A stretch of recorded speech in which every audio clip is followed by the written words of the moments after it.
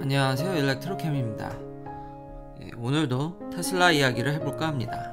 자, 어제 이어서 제가 어제 좀 이제 지연될 것 같은 뉴스들이 막 나와서 그게 영향이 있었는지 오늘 주식이 꽤 많이 내렸습니다. 근데 사실 제 생각으로는 물론 기사들은 지금 독일 공장 때문에 영향을 받아서 이렇게 내렸다고 하지만, 그리고 뭐 주식 차트를 보고 이야기하시는 분들도 있지만, 저는 오늘 저만의 다른 해석을 좀 더 해볼까 합니다. 이건 개인 채널이니까, 개인 의견이니까 그냥 재미로 들어주시면 감사하겠습니다.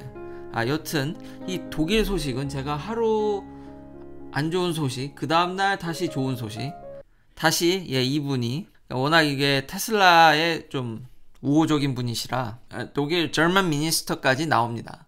근데 이게 이럴 수밖에 없는 게, 지금 테슬라가 짓는 기가 베를린 공장 사이즈는 유럽에서 가장 큰 배터리 공장이 될 예정입니다. 뭐 일론 머스크가 그렇게 밝히기도 했죠. 또한 현재로선 뭐 가봐야 알겠지만, 역시 그렇지만 계획상 유럽에서 가장 큰 전기차를 만들 공장일 겁니다. 그러니까 유럽에서 이렇게 큰 배터리와 전기차를 만든 공장이 아직까지는 지금 존재하지 않죠. 다른 이제 폭스바겐이나 계획은 있지만 현재 이렇게 제대로 지어져 가고 있고, 그래도 가시적인 성과를 내고 있는 건 지금 테슬라밖에 없습니다. 그런데 잡음이 안 날까요? 이렇게 큰 공장이 들어가는데. 그렇기 때문에 저는 좀 딜레이 된다든지, 제가 그래서 이 공장이 뭐 없어진다거나 뭐 그렇게 얘기하진 않았지 않습니까? 딜레이 된다라든지 어느 정도의 잡음은 충분히 있을 수 있다라는 생각은 저는 계속 갖고 있습니다. 근데 테슬라를 뭐 부정적으로 보냐? 전혀 아니죠. 테슬라는 제가 전에도 얘기했듯이 100만 대를 만드는데 별 지금 큰 무리가 없습니다. 근데 당연히 이건 안 좋은 소식이죠. 공장들이 다 잘 돌아간다 그러면 그건 좋은 소식이고, 공장이 갑자기 좀 지어지는 게 늦어진다는데 이걸 안 좋은 소식이라고 얘기하는 건 또 뭐 이걸 무시한다라는 거는 좀 그거는 너무 이제 나쁜 소식에 대한 귀를 너무 닫는다는 느낌이 들고요. 이거보다는 저는 배터리라든지 다른 파트들의 수급이 돼야지 차를 많이 팔 수 있을 거라는 생각이지, 지금 차를 만드는 데 있어서는 테슬라는 전혀 문제가 없습니다. 100만 대를 생산하는 데 있어서는 지금 있는 공장 갖고도 됩니다. 근데 이제 배터리라든지 다른 부분들 큰 영향이 있다라고 생각을 하는 거죠. 애시당초 이 공장을 지을 생각이 없었으면은 허가를 안 해줬겠죠. 근데 이렇게 큰 공장이 들어가니까 경제적인 면이나 환경적인 면, 정치적인 면, 어제도 얘기했지만 복합적인 모든 게 걸려있기 때문에 잡음이 날 수 있다. 그러나 이게 큰 문제는 아니다. 그러니까 저는 이 문제에 대해서는 그냥 중립입니다. 되면 좋은 거고, 아니어도 이미 테슬라는 생산하는데 큰 문제가 없기 때문에 저희 이 독일 공장에 대한 시각은 중립적입니다. 뭐 물론 이제 블룸버그의 이 소스가 unidentified여서 뭐 문제가 있다 그러지만, 이렇게 큰 공장이 들어가는데 다시 한번 어느 정도의 잡음은 어느 정도는 영향이 있다고 생각되어집니다. 자, 그러면 왜 이렇게 주식이 내릴까? 사실 이제 이런 영상을 만드는데 좀 많은 피드백을, 그러니까 의견을 주는 게 사실은 구독자님이라고 이야기를 했지만 사실 저희 아버지의 영향이 크죠. 아버지와 테슬라 이야기를 참 많이 합니다. 어제 라인강도 그렇고요. 라인강에서 리튬 뽑아내는 것 좀 알아봐 달라 그래서 그렇게 해서 이제 영상을 제작하는 건데, 아버지께서도 이번에 굉장히 그런 날카로운 좀 비판을 저한테 주셨습니다. 그게 뭐냐면, 지금 전기차가 너무 시기상조 아니냐라는 의견을 아버지께서 이제 피력을 하셨는데, 왜냐하면 보조금이 없으면 전기차가 팔리겠냐라고 이제 저한테 이야기를 하시더라고요. 맞는 얘기인 것 같습니다. 그러니까 아직까지, 그러니까 보조금이 없으면은 전기차라는 게 매력적이지가 않다라는 거죠. 그리고 지금 너무 차를 잘 팔아요. 자, 이번 4월, 그러니까 5월이니까 이제 4월달 어느 정도 이제 집계가 되기 시작했거든요.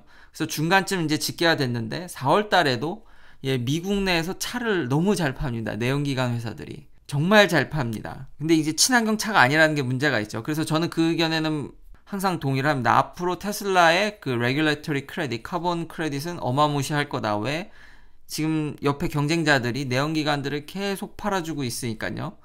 그러나 정말 보조금이 없이 이제 테슬라가 그게 전 세계적인 판매량을 올릴 수 있겠냐?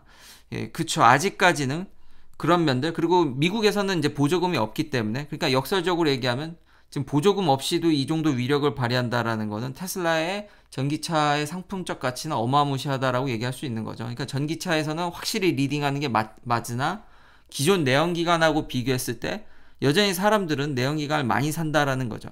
그런 영향이 주식에 좀 반영되는 게 아닌가라는 생각이 저도 들었습니다. 거기다가 재미난 또 이야기는 지금 많은 사람들이 여행을 다니다 보니까 작년에 허츠의 이제 파산보에 대해서 뭐 사실상 파산인데 그런 이야기를 전해드렸던 것 같은데 참 진짜 한치 앞을 못 보는 세상인 것 같습니다. 지금 렌트카 주식들이 엄청 뛰고 있고요. 그 이유도 지금 렌트카가 예약이 안 된답니다. 하도 이제 사람들이 여행을 다니려고 하니까. 근데 여전히 항공이라든지 이런 쪽들은 마스크를 쓴다든지 뭐 여전히 제약 조건이 있습니다. 근데 이제 많이 이제 그 바가 내려갔죠. 그러다 보니까 지금 사람들이 렌트카로 몰리면서 지금 렌트카 예약이 거의 불가능하답니다. 그리고 가격도 장난이 아니랍니다. 이제 할인도 없고 옛날엔 참 렌트카를 참 싸게 빌렸는데 지금 완전히 예약도 폭주고 매출이 지금 엄청 폭주랍니다. 그러니까 차도 잘 팔리고 이런 내연기관 렌트카 시장도 호황이고 중고차도 심지어는 계속 화랑입니다. 그 모든 면에 있어서 지금 화랑이다 보니까 이런 면들이 참 그러니까 내연기관 회사들이 전기차를 별로 안 만들려고 하는 것 같은, 그리고 충분히 지금 쥐어짜서도 그러니까 아직까지 시기상조라고 보는 거죠. 충분히 좀 더 견딜만 한데라는 생각을 하는 것 같습니다. 그러니까 내연기관이 2035년에 뭐 끊긴다고는 하지만 빠르면 2030년이라서 아직 시간이 있다라고 보는 거죠. 인프라도 좀 안 좋고 그런 면들이 자꾸 주식에 영향을 주는 게 아닌가라는 생각이 드는 겁니다. 그러니까 테슬라의 경쟁 상대는 지금 어닝콜에서도 일론 머스크가 밝혔듯이 전기차들이 아니라 내연기관 회사라고 보는 게 맞는 시각인 것 같습니다. 정말 경쟁자가 근데 전기차에서는 역설적으로 보조금 안 받아도 저렇게 잘 팔고 있기 때문에 전기차 중에서는요.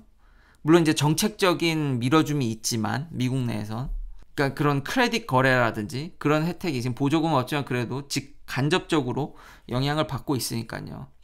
자, 이제 경쟁사 이야기를 해보면 이게 테슬라 오토파일럿이 그러니까 편의성과 드라이버를 모니터링하는 것과 그걸 다 이렇게 잘 조합한 최고의 저는 사실 시스템이라고 생각을 합니다. 왜냐하면 지금 포드 보십시오. 이 마기의 코파일럿 360 문제가 벌써 나오죠.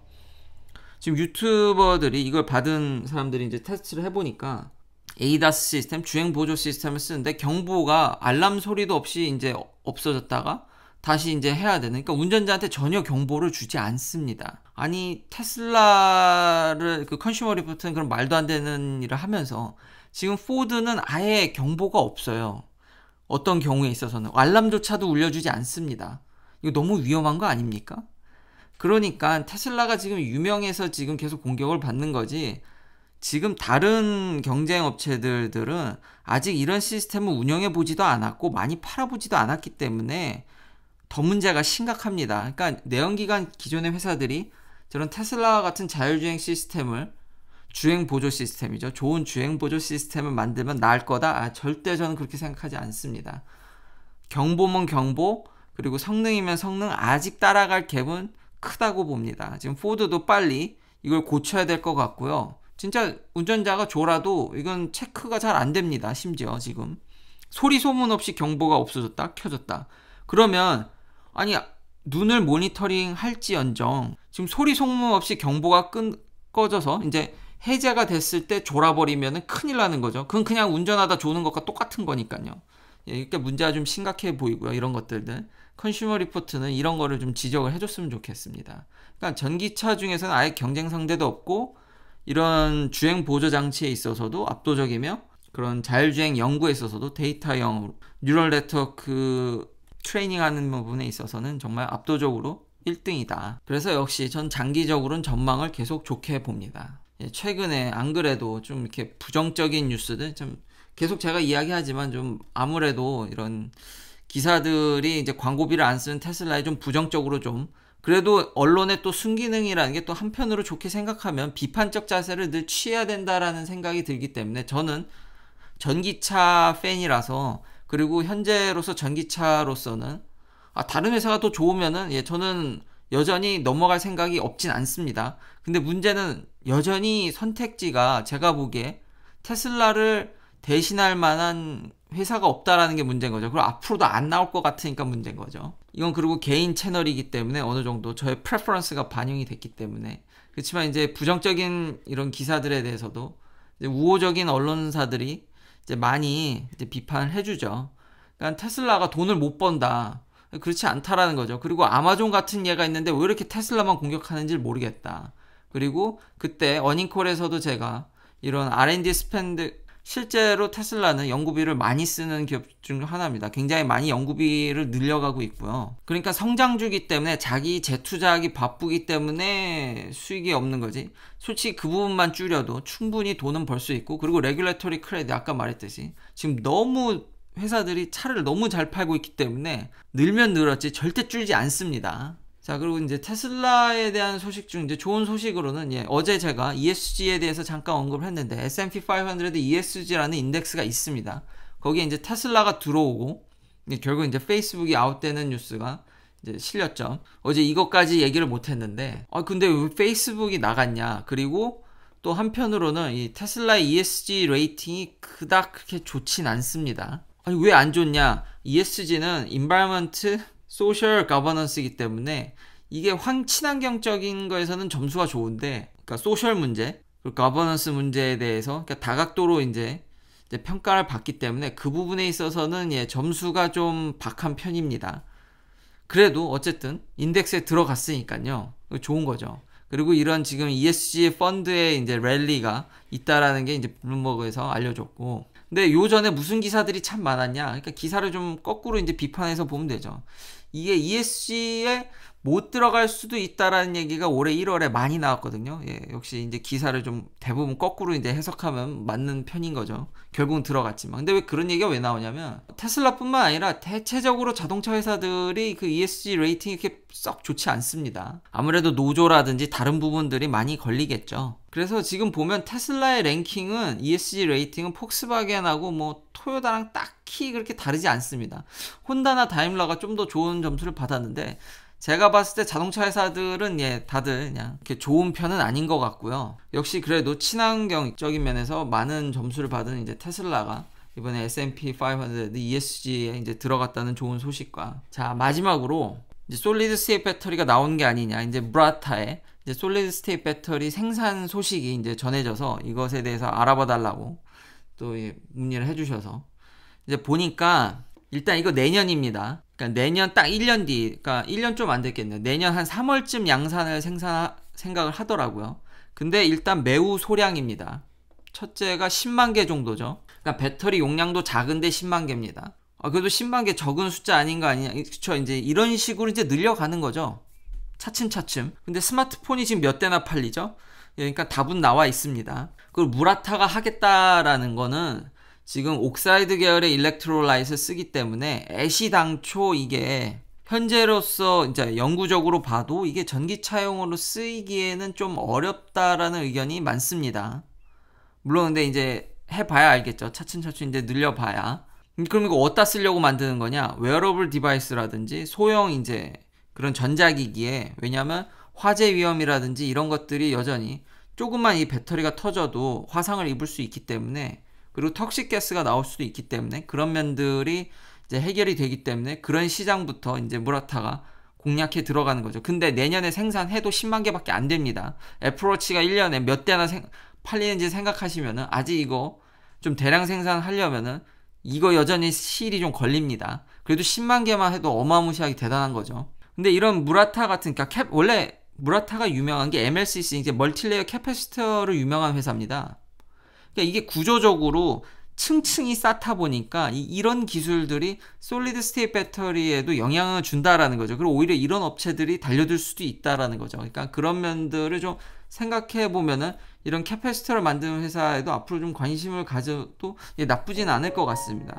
여튼 이렇게 소폭 조금씩 생산해서 빨리 좀 이렇게 대량으로 저 역시도, 그래야지 그나마 이런 지금 내연기관 회사들이 전기차를 만들 생각을 좀 하지. 아직까지도 시장 상황은 그리고 사람들도 그렇고 아직도 시장은 좀 더 내연기관의 그러니까 미래에 대해서 1, 2년은 더 화랑으로 보지 않나라는 생각도 한번 들어서 이렇게 오늘 또 영상을 만들게 되었습니다. 긴 영상 시청해 주셔서 감사합니다. 내일도 테슬라 관련 이야기들로 찾아뵙겠습니다.